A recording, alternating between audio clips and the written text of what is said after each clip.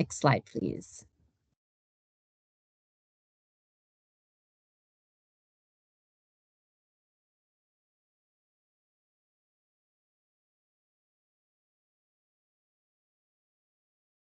I'm still seeing the first slide.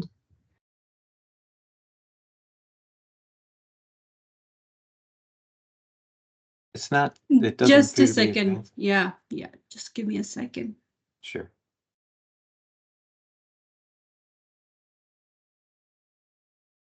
I think it's stuck for some reason. Yeah, you might want to unshare and share. Mm-hmm.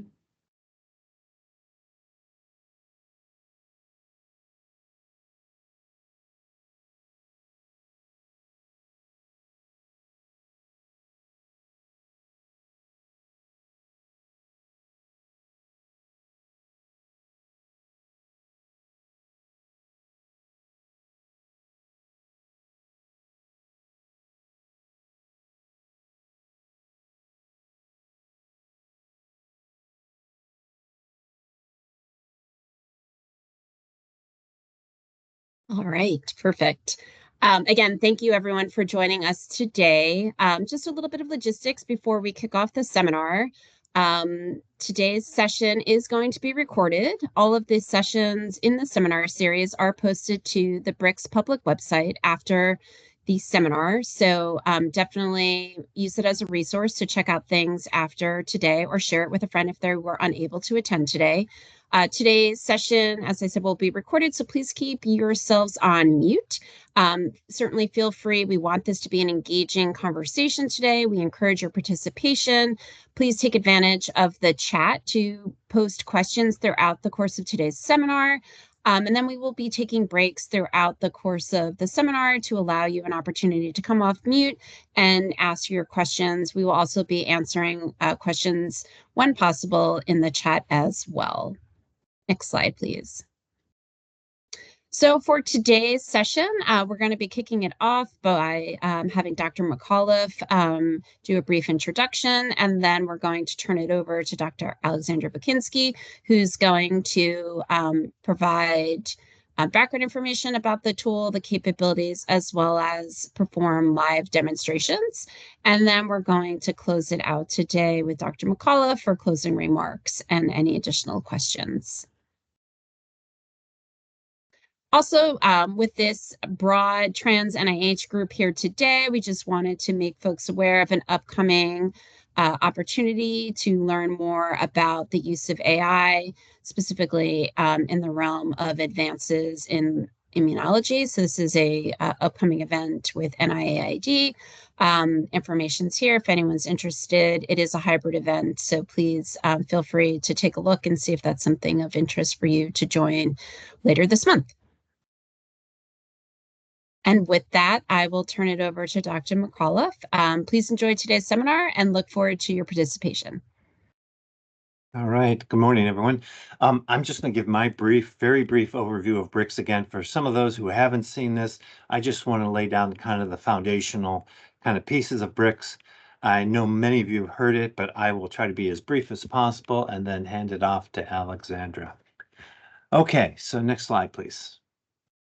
So we've been working on the BRICS platform or system for some time now. There's a lot of things that have gone in, and we've learned and tried to take those lessons learned and incorporate that into this BRICS platform.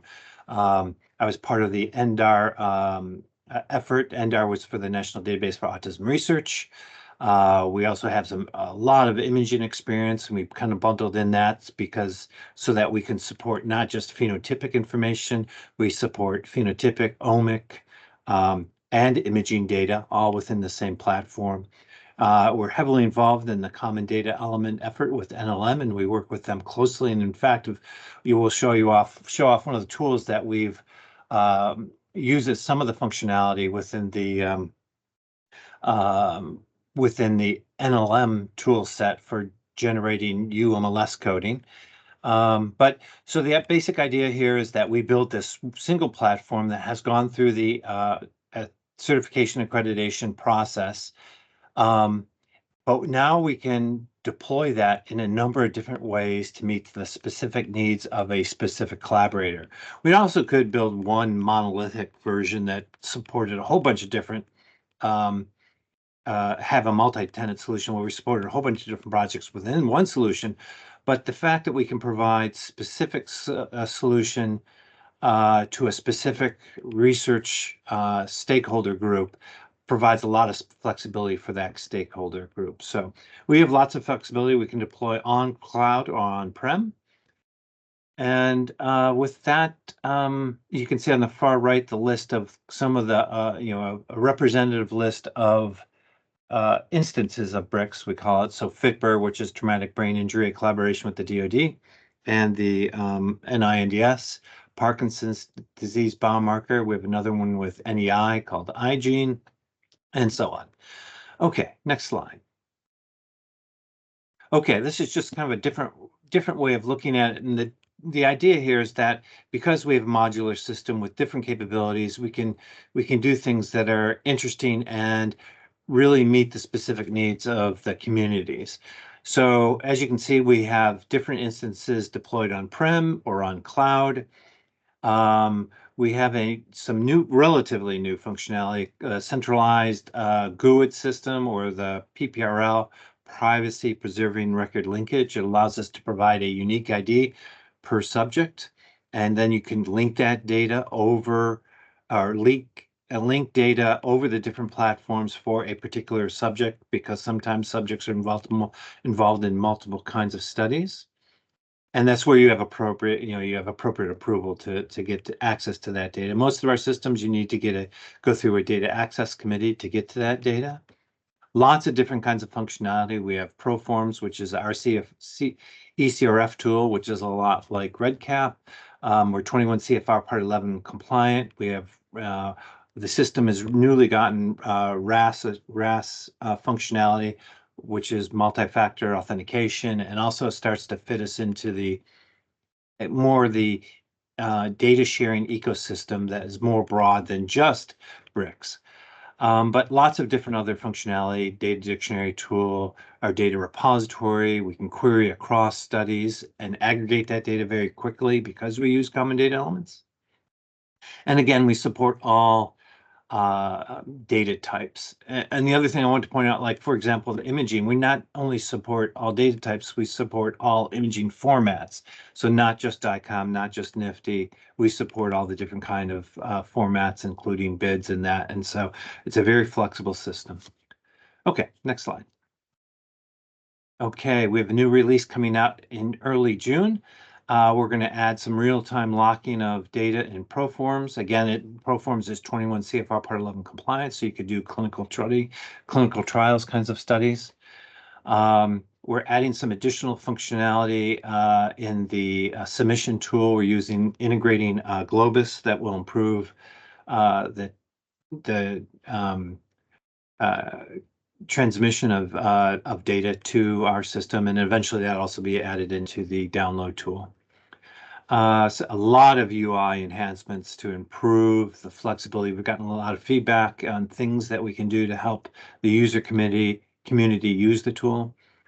We're constantly updating the libraries, especially security libraries, to support any new threats. We work closely with CIT in making sure that there's penetration testing that's done, and we make sure that we address those concerns, update those security libraries, and make sure that we have a trustworthy repository. In fact, FITBR version is Core Trust certified. We're getting recertified, and we're also working with iGene to get certification of their iGene, or Core Trust certification of the iGene instance. Yep, and so next slide. I did want to point out again, you can go to the FITBR or to the BRICS website, learn lots about all the different functionality we talked about. We're constantly updating this this website. We also record these seminars and put them up on the website. So if you can see on the far right menu item, it has seminar, and you can go through and see previous seminars that you may have not been able to attend. Okay, next slide. And lastly, I'm going to hand it over to Dr. Alexandra Bokinski, and she's going to talk about a lot of work that she's done, great work that she's done on the data, the BRICS Data Discovery Tool. So with that, I will hand it off over to you, Alexandra.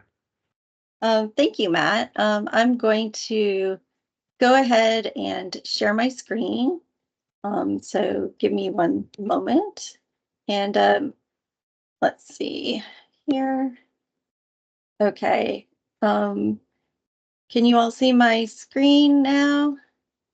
We can. Great. Yes. So Is it possible to get it in? Oh, yeah, you are in presentation mode now. Thanks. oh, sure. No problem. Good morning, everyone. Like Matt said, I'm Alexandra Bokinski. Today, I'm going to talk about the work that we're doing on BRICS data discovery and a new dashboard that we've created. And I'm jumping to the next slide. This is a screenshot of the new BRICS data discovery dashboard. And just to give you a quick overview of today's talk, first, I'm going to go over a few slides covering the different aspects of the tool. Then I'm going to jump into a live interactive demo. After the first demo, I'll present a few more slides about how we're using the NLM's UMLS CUIs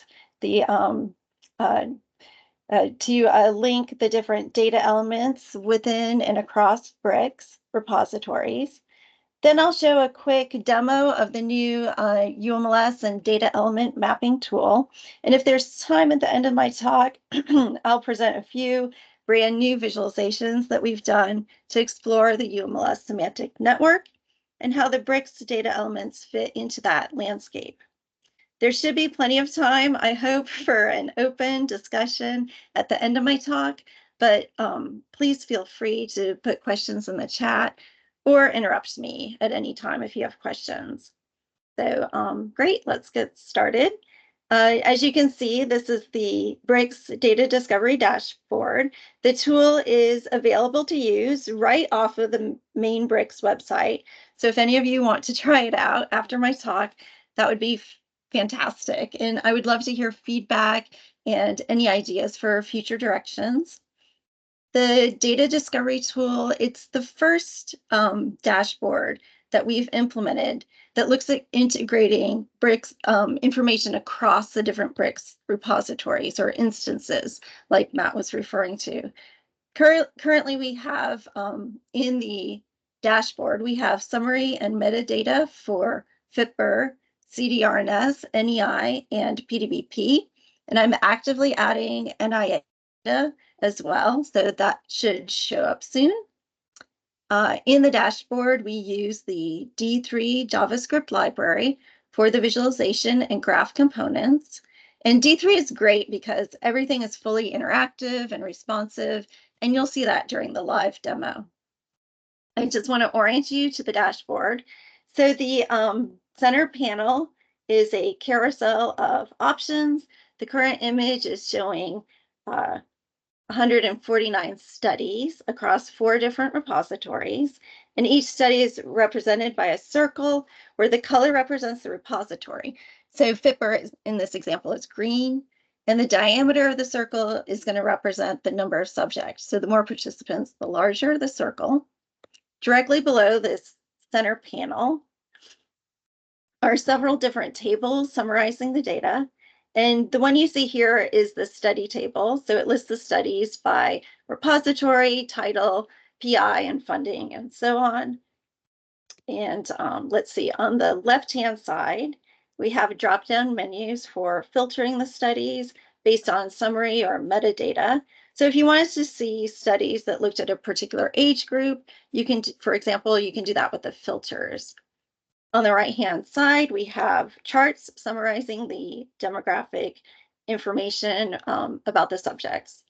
And you can see we are integrating over in this visualization, we're integrating data across 85,000 subjects and 149 studies and 4 BRICS repositories. So why do we want a dashboard that integrates data across the BRICS repositories? So maybe someone is interested in looking at common data elements and wants to understand which CDEs are in the different repositories and how they're shared across repositories. Maybe someone is looking for a particular form structure and wants to understand how form structures are similar or the same across repositories, and how closely are those form structures matched? How closely do they match? You might be looking for studies that are closely related, or maybe you want to dive deeper into the data and look for cohorts of participants. And you're interested in learning the demographic distribution of the different cohorts across repositories. One thing I want to point out is that all the data shown in the BRICS Data Discovery Tool is public-facing data. So it's just summary data or metadata or summary demographic data. But if in order to get specific data like image data or data from a particular form like the GCS form, you have to apply for repository access.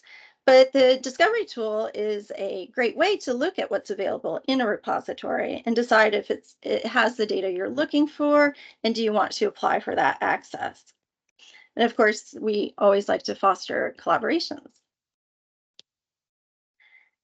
I want to discuss briefly the API tool. So the foundation layer that supports the BRICS Data Discovery Tool are the underlying APIs. So the Query Tool API, Dictionary API, Repository API. And because each of the BRICS instances, so the different repositories, have the same architecture, it's really easy to write one script that gathers the data I want from each of the repositories instead of having to write a custom query or a custom script to collect the data. Having that consistent API and consistent architecture across repositories makes my job much simpler. And like Matt said, you can access all those earlier seminars from the BRICS website. And the most recent seminar, I believe, was the one on the Query Tool API. So if you have more questions about that or want to get more information, you can access that from the BRICS seminar page. So I'm going to quickly point out a few key features of the Discovery Tool, and then I'm going to jump into the live demo. So one of the things we have is a keyword search. So in this slide, I'm showing the results of a keyword search for studies. So in the studies table here, I typed the keywords brain injury, and the results are as you see. So when you do a study keyword search, it searches through the entire study metadata. So it's going to look through the title, the abstracts, the PIs. If the study has an associated keyword list, it's going to look through that until it finds a match. And then every studies that match are going to appear in the visualization, and the entire dashboard updates to reflect the new list of studies. So the visualization will update, the summary charts will update, and the table will update as well. So you can see searching for brain injury narrowed down the field of subjects to about 70,000, 72 studies and 2 repositories. So FIPR and PDBP. You can also apply filters. So in this slide, I've taken the results of the brain injury keyword search. And over on the left-hand side, I've applied some filters to the data, and I've filtered out every subject below the age of 50. So again, everything updates when you apply a filter. And you can see the visualization changes, and we've narrowed down the field to not quite 10,000 subjects, 54 studies, and again, 2 repositories. In the visualization, you can see, as well as in the summary charts over here, that the most of the data is coming from FIPR and not PDBP. All right. Then this slide, I've moved on from doing a study keyword search, and I've created a new search. So I've gone to the forms table here. And the forms table lists all the forms across the BRICS repositories, but I've applied a search. So in the search bar, I've typed the search phrase MoCA for the Montreal Cognitive Assessment Form. And you can see that 3 form structures appear in the list here, 2 for PDBP and 1 for FIPR. And again, as you can see, everything updates. And we have currently MOCA scores for 4,300 subjects across the 2 repositories. And what's interesting thing to point out is because the summary charts update interactively, you can see that the demographic spread distribution for FIPR is quite different from the one for PDBP.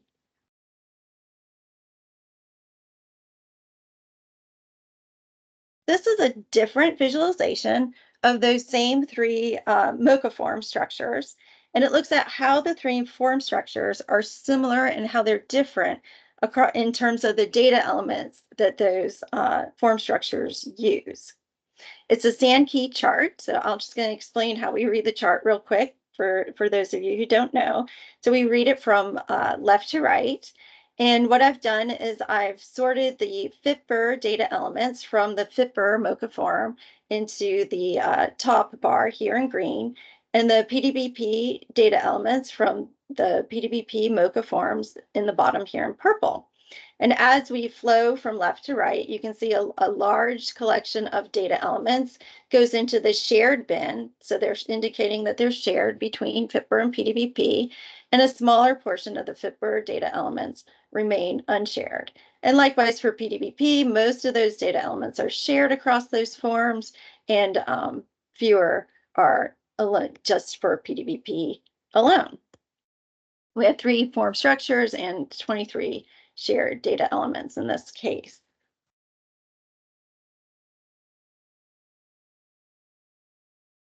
Okay, I'm just going to go through a few more quick slides. So this is a different example where I've done a different form structure search for the sleepiness form. And it turns out it shows up in 3 different repositories, the CDRNS repository, FIPR, and PDBP. And you can see the number of subjects and studies. You're also able to dive deeper into a particular form structure if you're interested. So from the forms table, you would go and find the form that you're interested in and then click in the forms table to dive deeper. And so here I have selected the imaging MR form structure.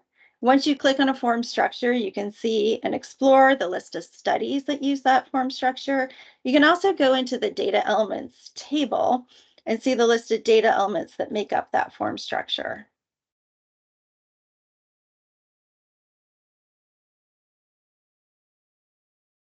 Finally, I want to talk about the UMLS CUIs. And currently we have a project where we're mapping data elements across BRICS to the NLM UMLS CUIs. And I'm going to talk about this quite a bit in the live demo and then later in the talk. Currently in this visualization, I have about 1,300 data elements mapped to CUIs. And if you go to the CUI table in the visualization, you will see that list. Once you're in that CUI table, you can select a particular CUI of interest. So I've selected the one for alcohol consumption because it was near the top and alphabetically. And once you select that list, you can see all the data elements that have been mapped to this particular CUI. And I want to note one thing. So in data elements, when we map them to the UMLS CUIs, we can map them to up to 3 different CUIs. So if you have one that's more general, that might appear first. And then as you add CUIs, you're going to add specificity to that data element description. And it's a good way of mapping out those data elements. You can also look at the list of forms that use those data elements with the CUI, and you can also look at the studies that use those particular data elements. Before I jump into the demo, I'm just going to list a few ideas we have for future directions.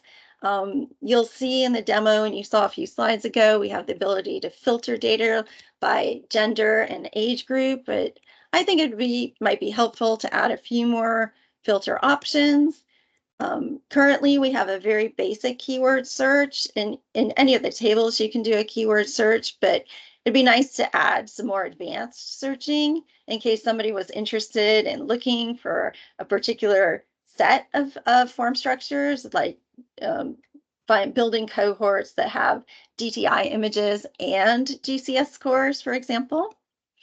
It'd be nice to be able to select multiple studies of interest, or perhaps go into that forms table and select 2 different forms. We're also exploring using large language models to help with the search and data discovery. So one thing large language models can help us do is find related form structures and related data elements. It can help summarize the similarities and differences between studies, and also assist in discovering related areas of research. All right, so I'm going to move on to the demo. So yeah, bear with me as I switch screens. So to get to the BRICS Data Discovery Tool, you go to the BRICS main site and click on Explore Data. Once you do that, you can scroll down and see we've done several different visualizations over the years, and those are all available. But you'll click on the one at the top, the BRICS Data Discovery Tool. I have it open in this slide. So the first thing I want to point out is, unlike the presentation slides, when you run the tool, everything is fully interactive. So in the center, as I hover my mouse over a particular study, it's going to tell me the full name of that study and the number of subjects. Not only that, but it will update the summary charts on the right-hand side, and those are now going to summarize just the subject information for that particular study. Another thing that happens when you hover over the study is you can see its corresponding row in the study table, which is listed down here.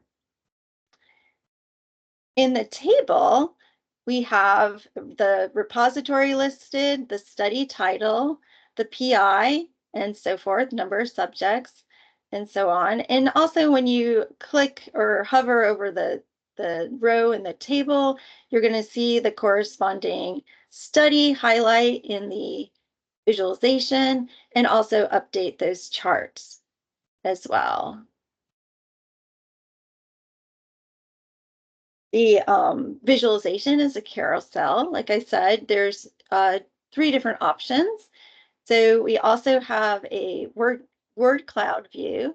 The word cloud view is associated with the different form structures across BRICS.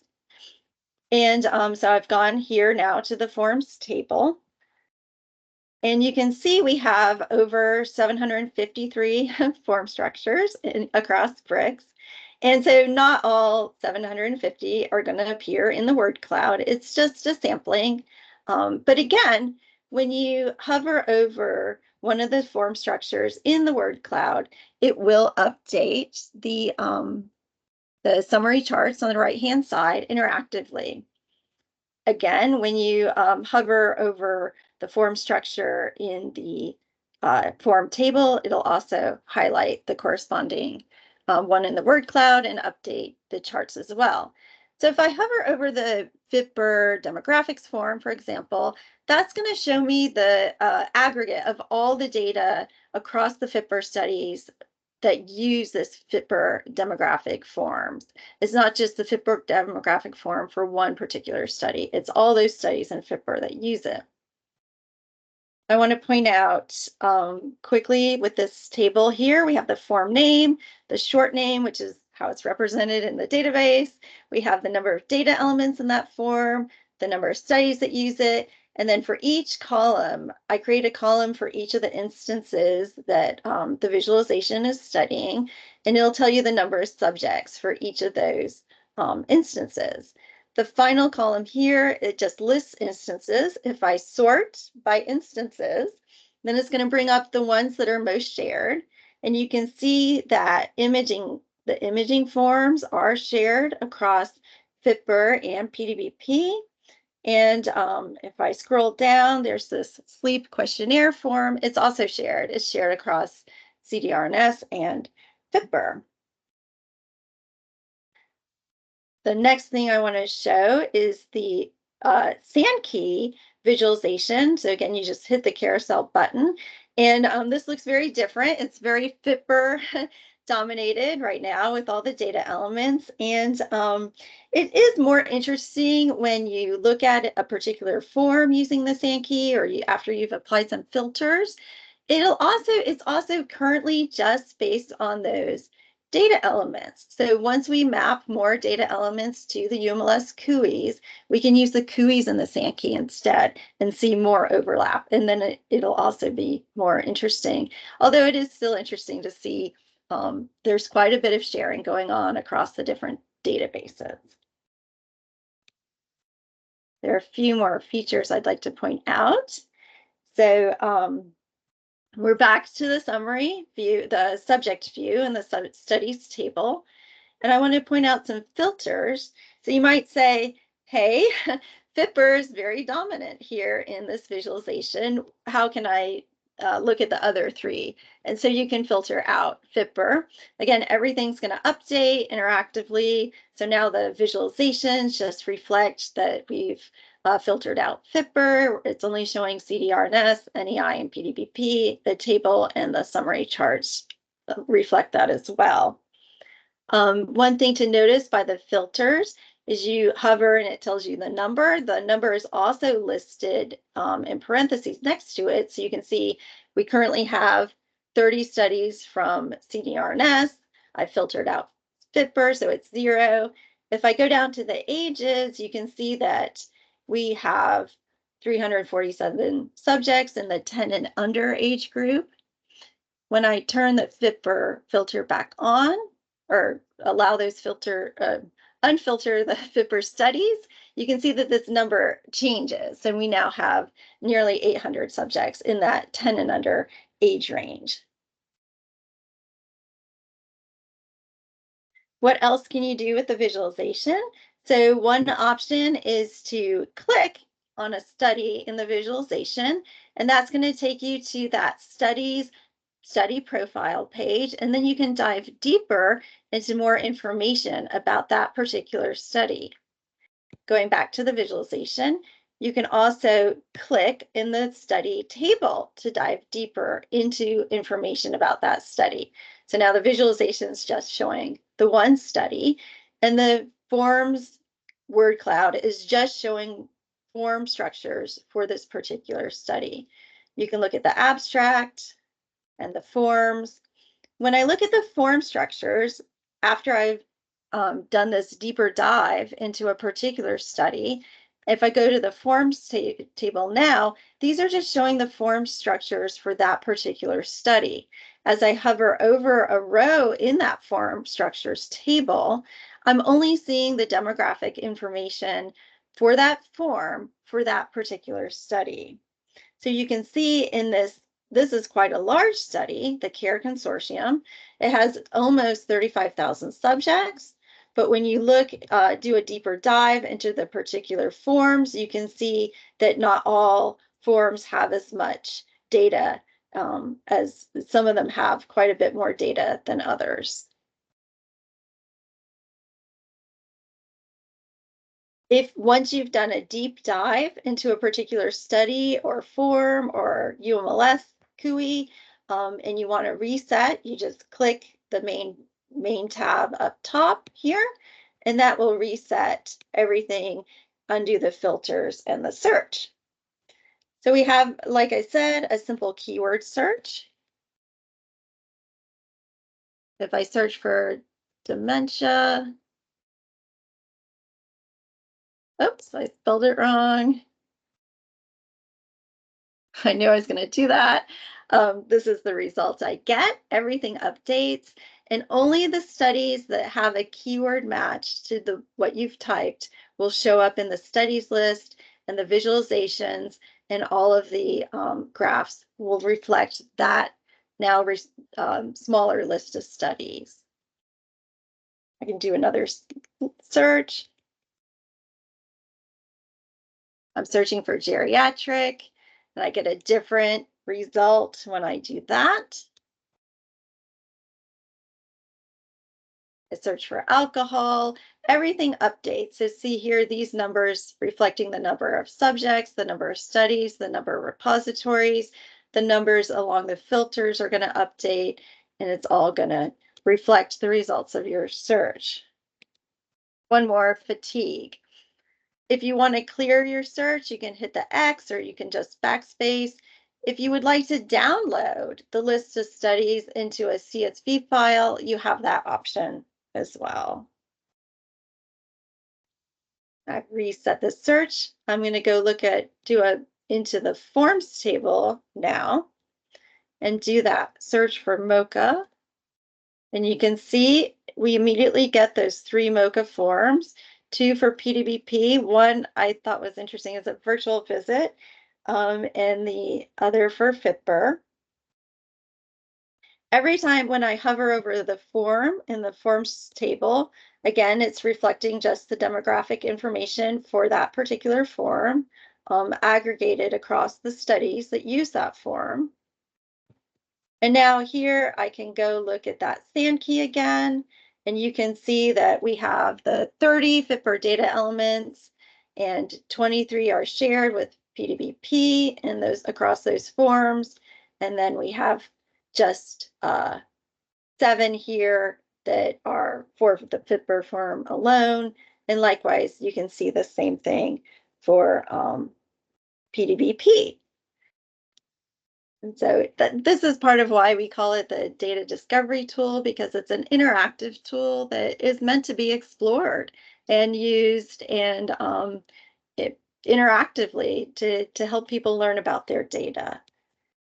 The last thing I want to go over is the UMLS table here.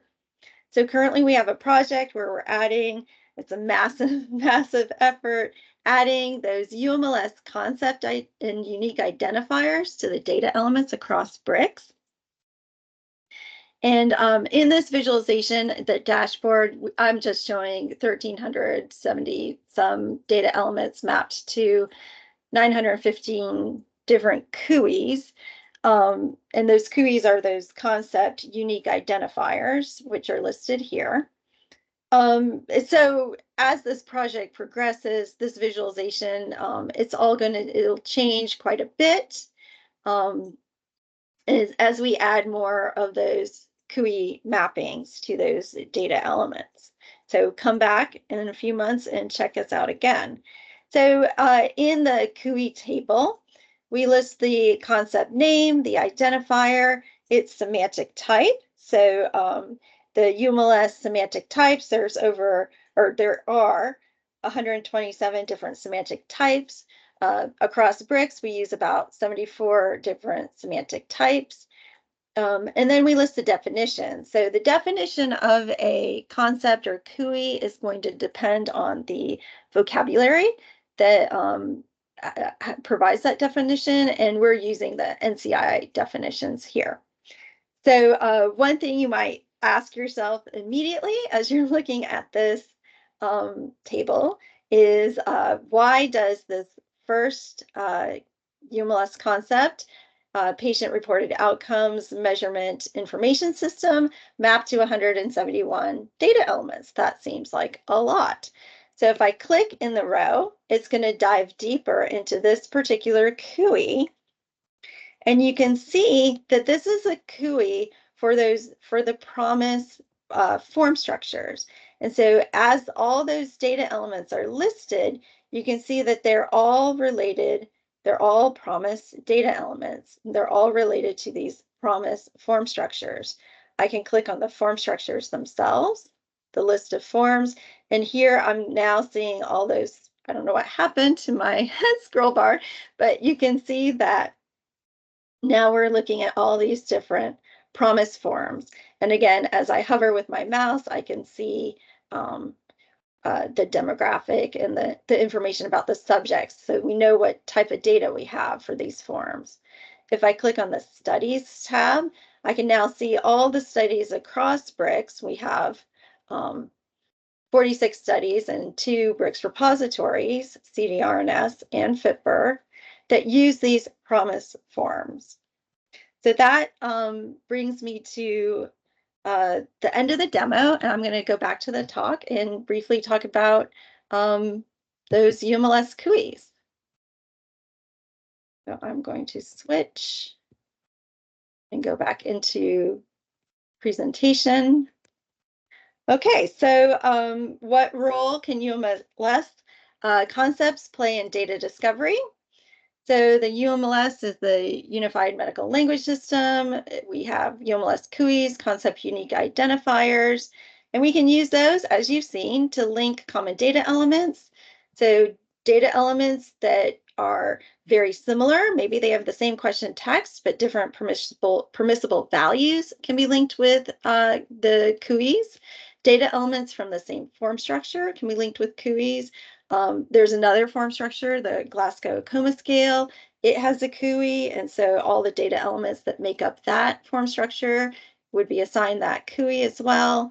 Data elements from the same population. So if you have a data element that represents one concept, but it's for pediatric subjects, there's a pediatric CUI that you can apply to that data element as a modifier. You can also use it to link form structures, as you've seen. We did with the promise CUI. You could also use it for any CUI, really. This just shows a quick summary of where we are. This is from a couple months ago, I believe. We've made a lot more progress since then, but there's a lot left to do across the different repositories in terms of mapping those UMLS concepts to the data elements. And that's what I'm going to talk about briefly next. Quickly running out of time, I see. So here is one of those from the BRICS Data Discovery Tool. I've gone in, I've looked at the PDBP version of that Montreal Cognitive Assessment form, and I'm looking at the data elements. And I can see that we have about 4 CUIs, 22 data elements. So not all of them are mapped to CUIs yet. What I did was I selected one of these data elements, and I just double clicked and copied the title, and I went ahead and used it as input to the new data UMLS and data elements mapping tool that we've developed. So this is a screenshot of that UMLS and data elements mapping tool that is also available off the BRICS website. And in that tool, you can do a keyword search with the information from your data element, like I did in this example. So it's the Montreal Cognitive Assessment, and one of the data elements, it's a mouthful, attention read list, and so on, reading a list of digits. And so when I did that keyword search, the results came back with a whole list of concepts and CUIs related to that Montreal Cognitive Assessment form, and a lot of them are very specific and related to the list of CUIs that I need UMLS, list of data elements that I need UMLS CUIs for. I'm going to quickly jump, and if anyone has any questions, please let me know. Back to the BRICS page, and go to the UMLS and data elements mapping tool. You get that by going to the BRICS homepage, selecting what is BRICS. You scroll down to the data dictionary description, and then you can click Launch Data Element and UMLS Mapping Tool. I've already launched it and done the keyword search that I was just showing you so that we don't have to wait for the results. Sometimes it's faster than others.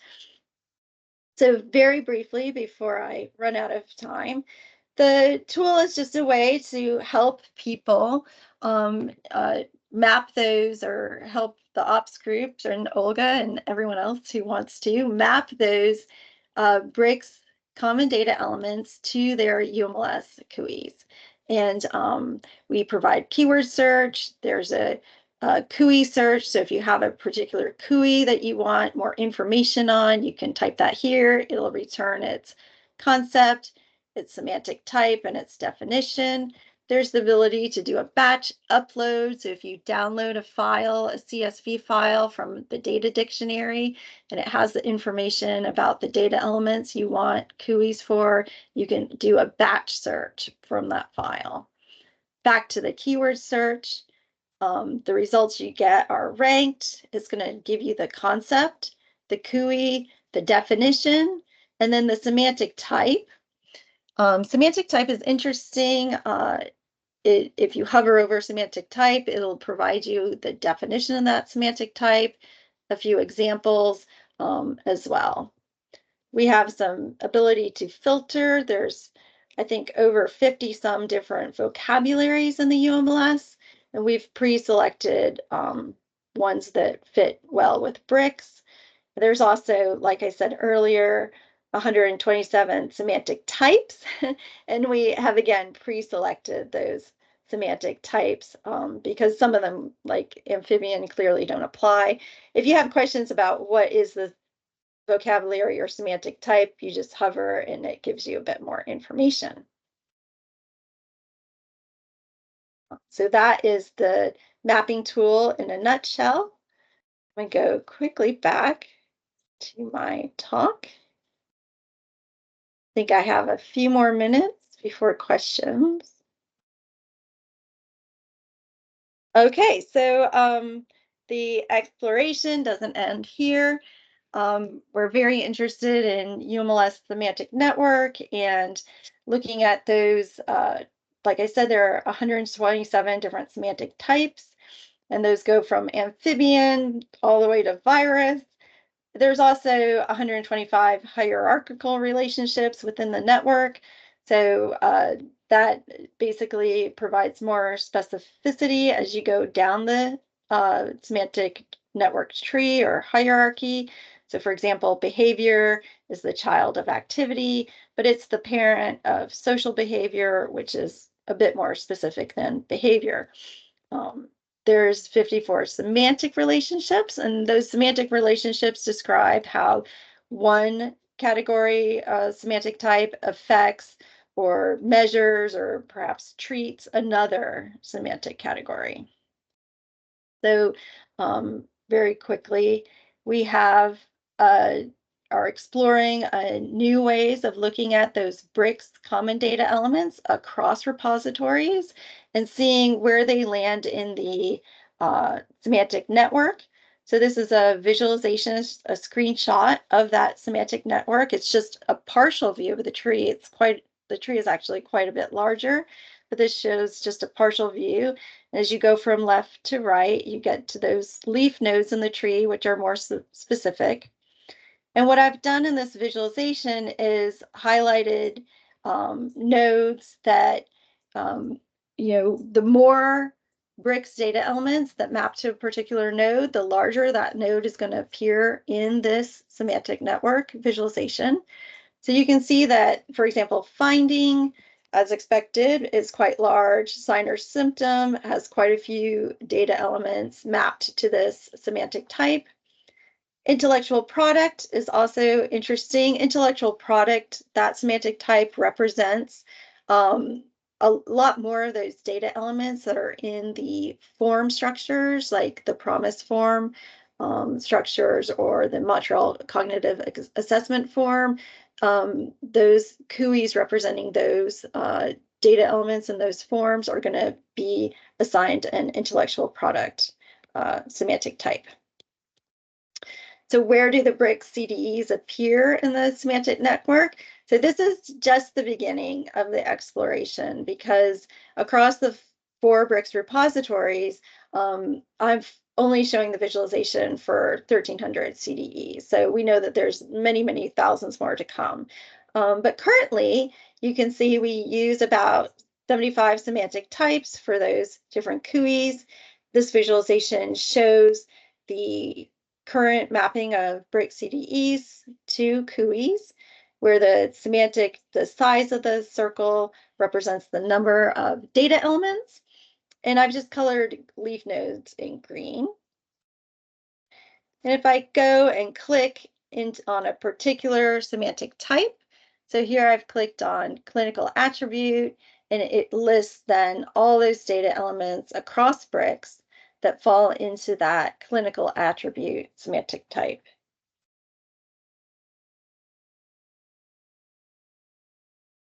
So I believe I've run out of time for demos, but I think there's still plenty of time for questions.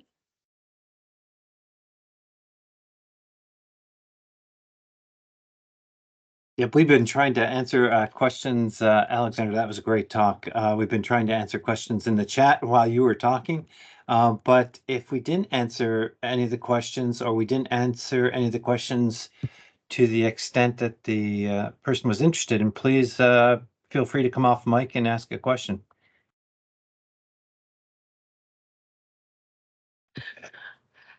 So it's Jenny, you know me by now. I always have questions. No, that was absolutely fantastic. You could tell how excited I was by all the different questions that I put in there. And thank you for Meta and Yanli and everyone who provided the links to help me remember what QEs are. I had a different question. So remind me, what is the backend infrastructure for BRICS? You're no longer on NIH maintained like hardware, are you? Have you moved to the cloud? Could you remind me where exactly are your machines? What's your infrastructure? Thank you. So each instance of BRICS can be deployed wherever you want it to be deployed. Okay. So we have an instance of BRICS for Parkinson's disease that's on the Google Cloud. And many of the other instances are on-prem hardware over in building 12 on campus. But this search would allow a search across all the instances, correct? Exactly. Yep. Thank you. Fantastic work. Yep. And I'm going to add one additional thing to the, the real benefit of the of using UMLS is, so if you have, like, for example, two data elements, let's just say ethnicity, that are not true common data elements, they're not exactly the same. The permissible values differ a little bit. The concept is the same.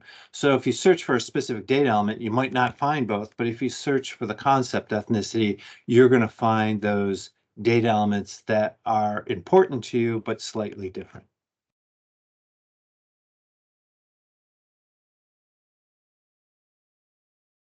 Maria posted another question, Matt, in the chat. Yep. Let's see. Can I expand the batch match? Is there an upload template for the data dictionaries? So the answer is yes, but the data dictionaries that are being used are the data dictionaries within an instance of BRICS. So if you uploaded those data elements to that instance of BRICS, then we would be able to match across all those different data elements. But they would be relevant to that, like those data elements would have to be relevant for that instance of BRICS.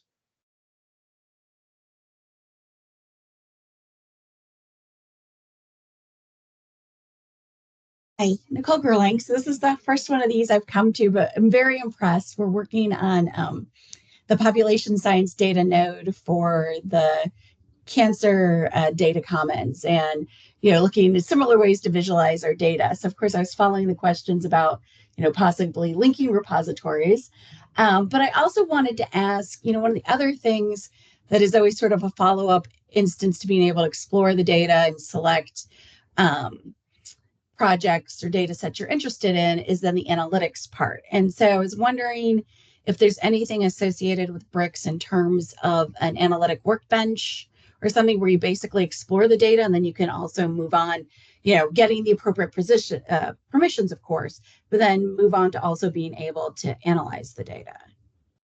Yeah, and Alexandra, if you could share that one slide that shows the API.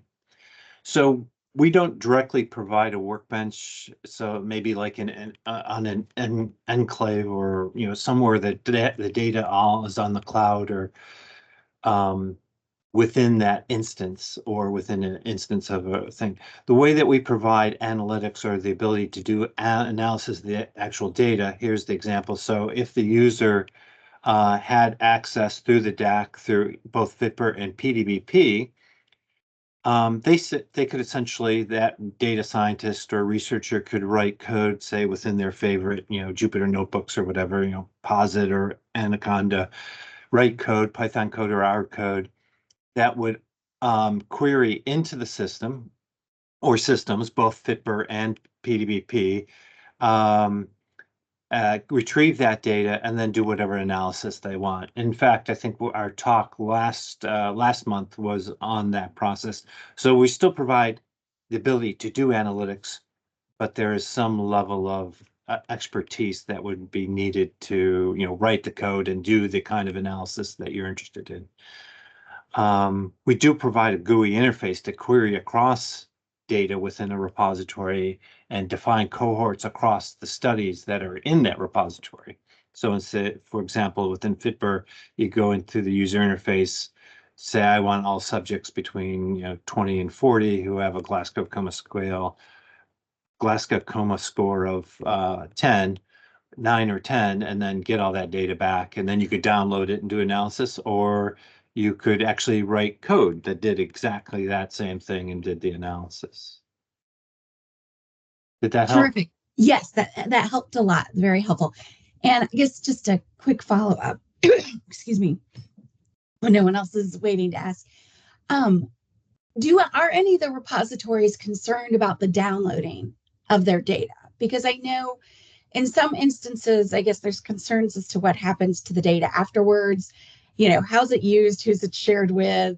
I know some repositories have ended up seeing their data posted in GitHub and things like that. Are there any concerns for those who are the study PIs or, contributed study to the repositories about downloading as opposed to trying to work within the cloud? Yeah, great question. So I'm going to take one step back. Just a lot of the code that we're now doing to do example codes of accessing through the API, we're putting up on GitHub, but that's not to answer your question. But to answer your question is that it depends on the repository, but that's typically handled through policy. So in FITBR, you're not allowed to download all of the data in FITBR and then post it up on your own repository. You're not allowed to download data and share it with other researchers who have not been given access through the Data Access Committee. And that policy, your access gets signed off by your university official, typically university officials. And that if people abuse the policy, NIH has the recourse to go back to that university and say you're not using this data appropriately. All right, thank you. Yeah, that's definitely along the lines of what we've been thinking as well, but I was curious as to how it was being handled. So thank you very much. Unfortunately, I have to hop off to another meeting, but thank you so much. This was very helpful. Sure. Any last questions? We have time. We'll do one more question if there are any questions. With that, I want to thank again Alexandra for a great talk. Feel free to reach out to me or anyone from the BRICS team and ask additional questions, or more than happy to provide individual demos here and there. But again, thanks, Alexandra. Great talk.